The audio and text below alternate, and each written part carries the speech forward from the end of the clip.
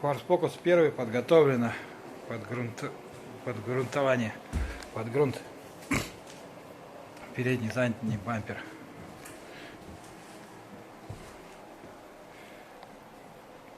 Сточено до пластмассы, все трещины, подшпаклевано пластиковой шпаклевкой, полиэстер.